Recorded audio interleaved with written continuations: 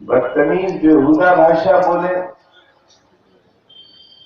किसी राज्य का मुख्यमंत्री घटिया और लचर भाषा बोले, और अगर देश का प्रधानमंत्री ही घटिया बोले, गाली देने लगे, तो फिर देश का कल क्या होगा ये आप अच्छी तरह समझ सकते हो। और जो भुगत रहे हैं वो सबके सामने। कहा कि फिर प्रधानमंत्री बना दो, भाजपा को ले आओ सत्ता में, तो सबके दुख खत्म हो जाएंगे। लोग वाकई बहुत दुखी थे और आज भी हैं। पूरी दुनिया दुखों से भरी हुई है और शायद ये बड़ा इम्तिहान है इंसान की जिंदगी दुनिया में। सारे धर्म इसे मानते हैं कि जो दुनिया में आया वो संघर्ष के लिए आया। जिन लोगों ने अच्छी तरह जिंदगी गुजारी उन्हें सुख नहीं मिला, लगे रहे काम करने में, परिवार बनाने में। लेकिन जो लोग बेशर्म और बेहया हुए, जिन्हें न धर्म की परवाह न इसका ख्याल कि औलादें कैसी होंगी, वो लोग खुशहाल रहे। लेकिन वो बहुत कम लोग हैं, दुनिया उन्हें याद नहीं करती। नहीं, ये दुनिया उनके लिए बनी है। मगर सच ये है कि अगर आप पूरी दुनिया पर नजर डालो, अखबार देखते हो, टेलीविजन देखो, हर तरफ आग लगी हुई है, एक दूसरे का दुश्मन है, मुंह से निवाला छीने लेता है, मारे दे रहा है बेवजह, एक दूसरे के खून के प्यासे हो गए। सबको मरना है, लेकिन अपनी मौत से पहले दूसरे की मौत का इंतजाम कर रहा है। ये हालात अगर रहे दुनिया भर के, तो दुनिया बहुत घाटे का सौदा कर लेगी। हमारा मुल्क हिंदुस्तान कभी सोने की चिड़िया कहलाता था। यहां इंसानी रिश्ते ऐसे थे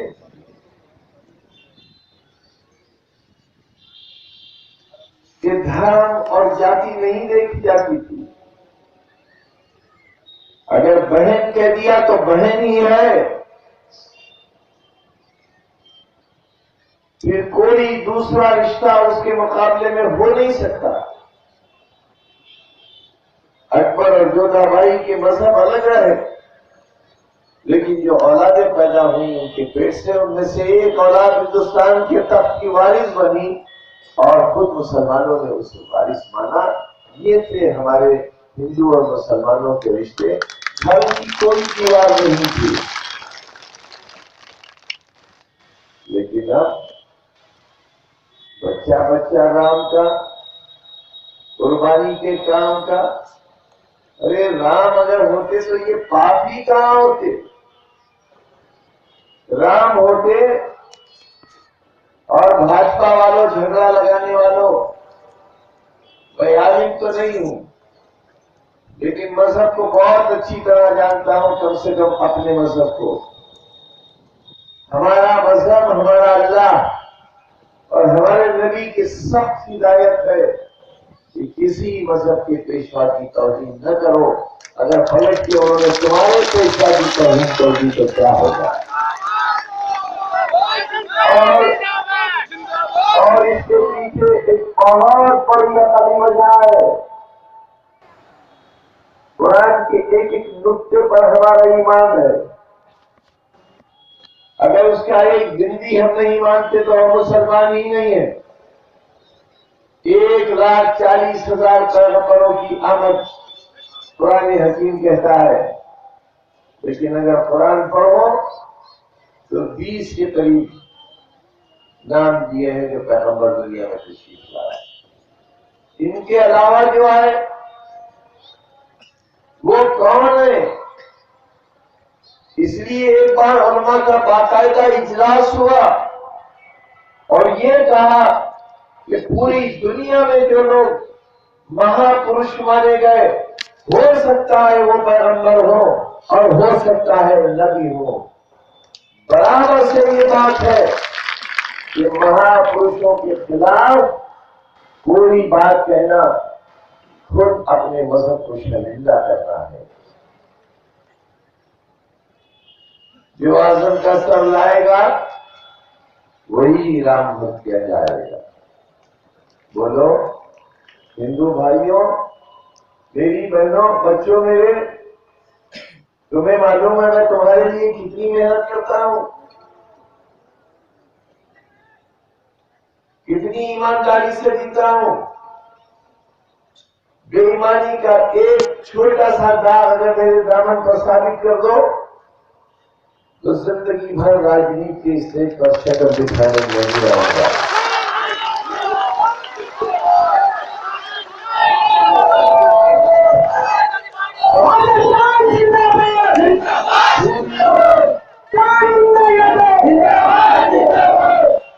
पूरी दुनिया में बस मेरा एक बैंक बैलेंस है, अपना जाति। उत्तर प्रदेश विधानसभा में मेरी तनख्वाह का और देशभक्तों, ढोंगी भारत मां के सपूतों, तुमने इतना मां को लूटा और इतना धन विदेश में भेजा कि खुद मोदी जी पुकार उठे काला धन लाएंगे और आपके घर 20-20 लाख रुपया हर व्यक्ति को पहुंचाए तो 20 रुपए भी नहीं मोदी जी आपने, मगर चोरों का पता बता दिया, नाम नहीं बताया अभी तक आपने।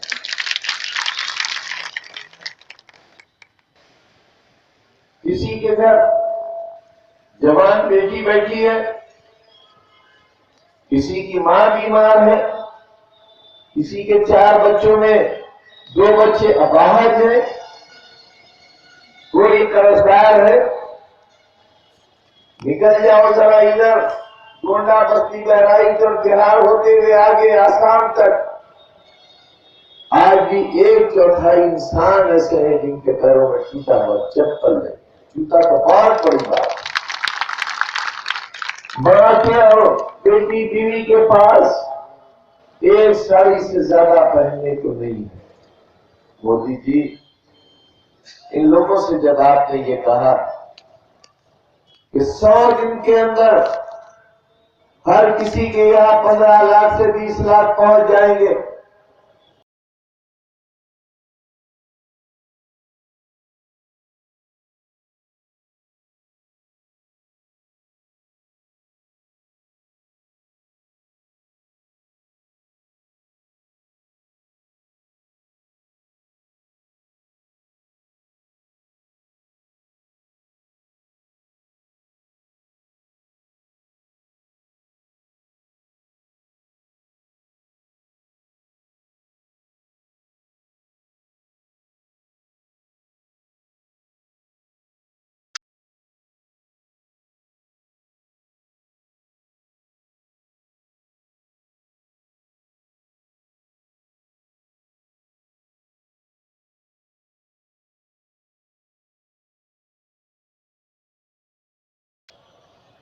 मोदी जी ये धोखा नहीं है, ये गरीबों के साथ और जिनके सीने में दर्द ही दर्द है उनके साथ ऐसा पाप है कि वाकई अगर कोई दुनिया का मालिक है तो तुम्हें छोड़ेगा नहीं, सजा दिए बगैर, सिखा दिए बगैर छोड़ेगा नहीं। तुमने बहुत बड़ा छल किया है, लाइन में लगे हुए लोगों को छोड़कर शर्म नहीं आई आपको? बेईमान का और बेईमानों को आपने देश का खजाना लूटने के लिए दे दिया। ये जो बैंकों की लाइनों में लगे थे, इनमें न कोई नेता था, न कोई सांसद था, न कोई मिल का मालिक था। इसमें वो लोग थे जिनकी मां बीमार अस्पताल में पड़ी थी और दवा के लिए पैसे नहीं थे। इनमें वो था इसकी मां ने बेटी का हाथ पीले नहीं हो रहे थे, जहर खा लिया और मां की लाश को देखकर जिस बेटी की शादी होने वाली थी उसने फंदा लगा के जान दे दी। वाह मोदी जी वाह। इन्हें कहते हो चोर। किसान खाद के पैसे के लिए लाइन में लगा, उसे कहते हो चोर। आपको लाज नहीं आती? आप बेटियों की बात करते हो, बेटियों के अधिकार की बात करते हो। बेटियां आएंगी कहां से? यही बाजार में बिकती हैं बेटियां। अरे पत्नी वापस लेकर आओ पहले अपनी, फिर करो बेटी की बात।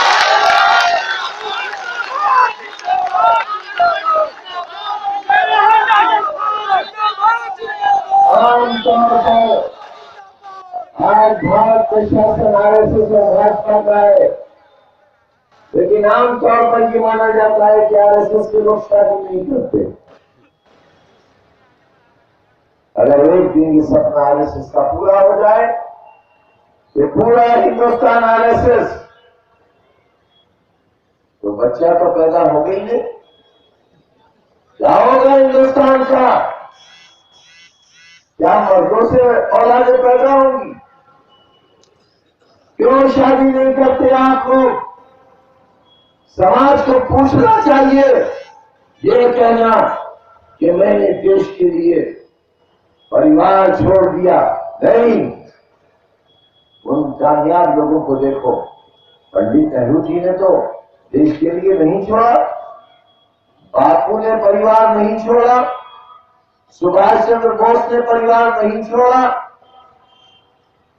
लाल बहादुर शास्त्री जी ने परिवार नहीं छोड़ा, इंदिरा गांधी साहिबा ने परिवार नहीं छोड़ा। अरे भाई क्या मामला है जो आप पत्नी को घर में नहीं रख रहे हो?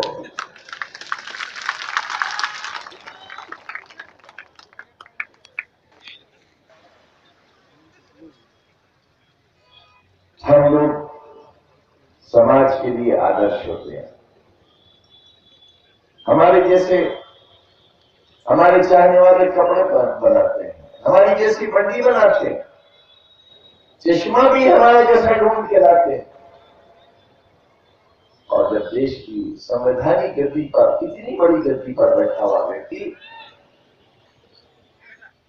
ऐसी बात कहे जिससे दिल टूट जाए। मुझे नहीं मालूम मेरी उंगली जिस हाथ की तरफ उठ रही है ये हिंदू है मुसलमान है, लेकिन मैं इनसे कह रहा हूं तो भाई पिल्ले दबाए तुम, और भाई कुत्ते आप कहां थे, और भाई हरामजादे आप ठीक हो? मजमा जाएगा कैसा आदमी है ये जानवर किसने इसे मंत्री बना दिया? बेहुदा बदतमीज को। इसके माँ बाप ने इसे यही तमीज सिखाया है। आप जो भी गाली दोगे वो सही। मेरे सभी भाइयों, क्या हमें बादशाह ने पिल्ला नहीं कहा? नहीं कहा पिल्ला? और 6 महीने बाद जब बादशाह की सरकार बन गई और ये कह रहा हूं तुमसे मुसलमान के लिए नहीं आया हूं, अपने हिंदू भाई के लिए आया हूं, और उस मुख्यमंत्री के लिए जो हिंदू है उसके लिए आया हूं, हिंदू के बेटे के लिए आया हूं, मुसलमान के लिए नहीं आया। उनके लिए भी जाता हूं। 6 महीने बाद सरकार बनने के एक मंत्री ने हमें खुद कहा। मीडिया बंधुओं ने हमसे पूछा कि क्या कहना है आपको? हमने कहा भाई कहना ही क्या है, 6 महीने में चिल्ला कितना हो गया है, क्या कहना? जो राम चाहते वो हलाल चाहते, बाकी सब हराम चाहते। बताओ ये किसी महज़ब समाज की भाषा है? एक साध्वी ऐसा कहे, और लोग भी तो है मुसलमानों के अलावा दूसरे धर्म, हमारी नफरतें उन्हें गाली देने से क्या हासिल होगा?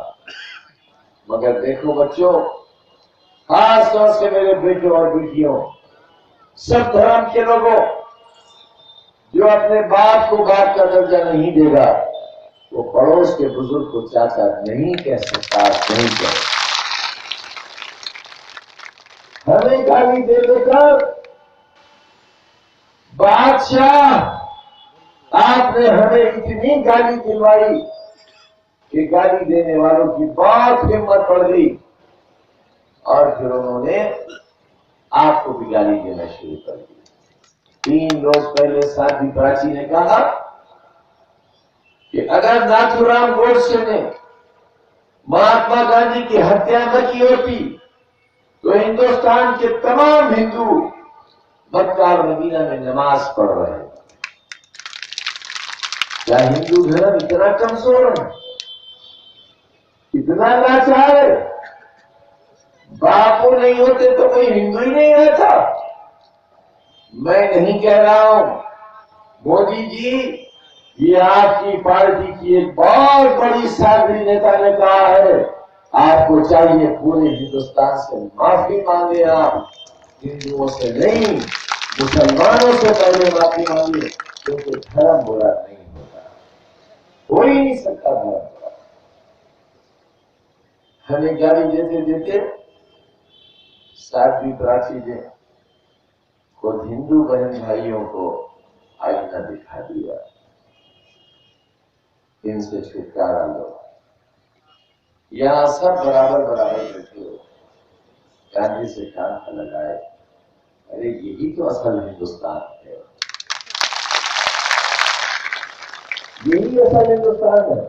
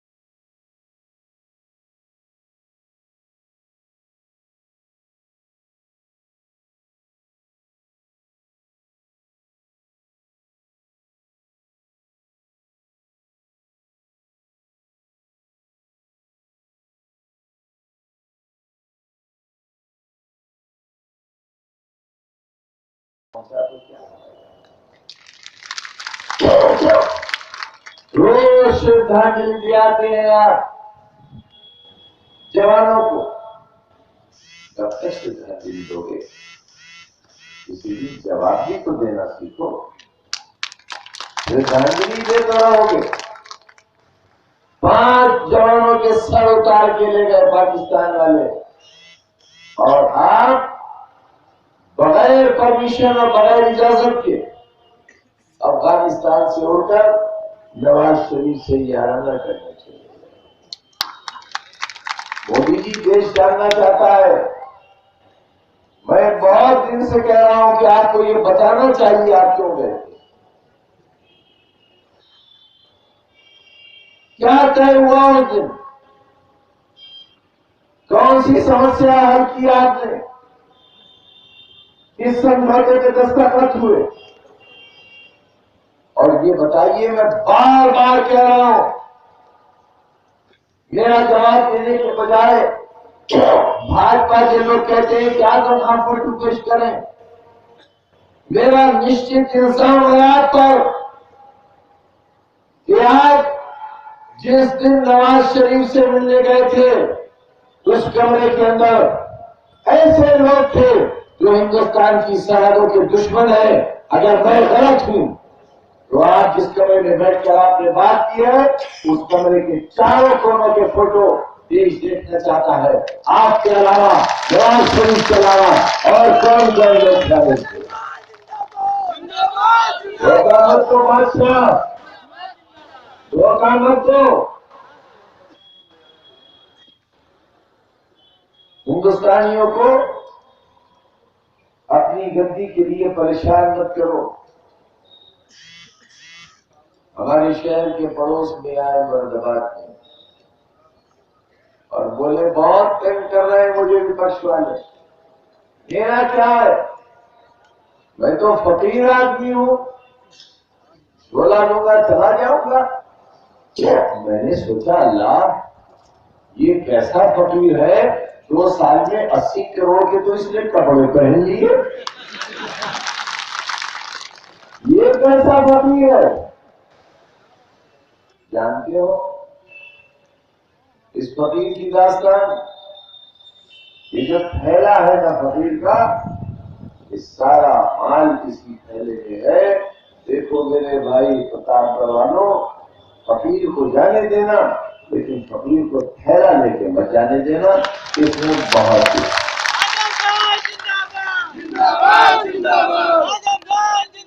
और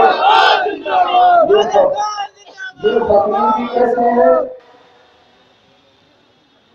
एक दिन मोदी जी को नेकी का अद्भुत सवाल हुआ, लाओ बड़े झूठ बोले हैं, 20 लाख देंगे, 1 साल में 2 करोड़ नौजवानों को नौकरी देंगे, 100 दिन के अंदर पूरे देश को 24 घंटे बिजली देंगे।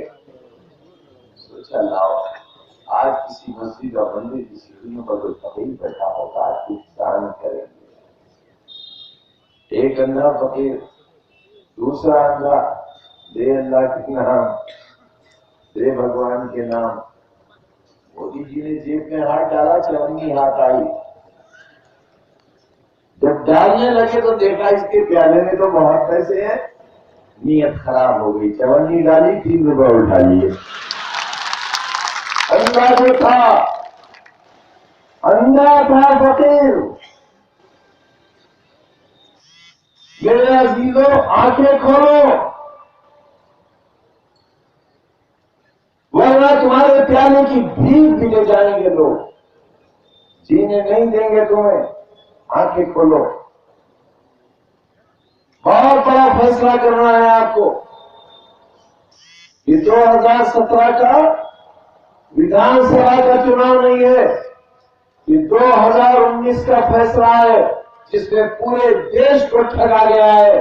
धर्म के नाम पर, जाति के नाम पर, आरएसएस के नाम पर पूरे देश को ठगा।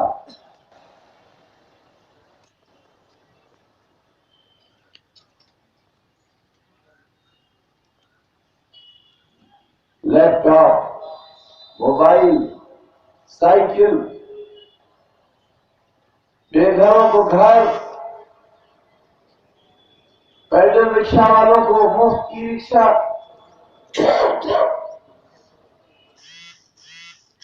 और सबसे बड़ा जीने का सुकून। क्या हुआ था गुजरात में? वो इतने बड़े सर वाले एक साहब हैं, वो भी और प्रधानमंत्री जी भी बताते चल रहे हैं, अपराध कोई बताए सो बताए, लेकिन देश के प्रधानमंत्री को तो ऐसी बात नहीं कहना चाहिए। भारत में नंबर 1 पर जिस राज्य में बलात्कार हुए, वो राज्य है मध्य प्रदेश, जहां बीजेपी का राज सबसे ज्यादा। और जब सबसे ज्यादा बलात्कार हुए थे, उस मुख्यमंत्री का नाम था उमा भारती। सजा देने के बजाय आपने उन्हें देश दे दिया, केंद्रीय मंत्री बना दिया। आंकड़े देखो, जो भारत सरकार के आंकड़े, उनमें पहले नंबर पर अपराधों में भाजपा सरकार, दूसरे नंबर, चौथे नंबर, 10वें नंबर और उत्तर प्रदेश 24वें नंबर पर। याद करो आप, बदायूं में एक बच्ची की लाश मिली थी,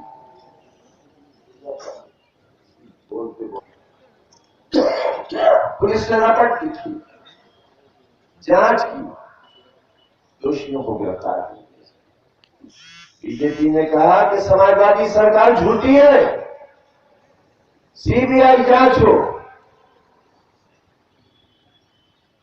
हमारी सरकार ने सीबीआई जांच की भी सिफारिश कर दी। सीबीआई ने भी वही कहा जो यूपी की पुलिस ने कहा।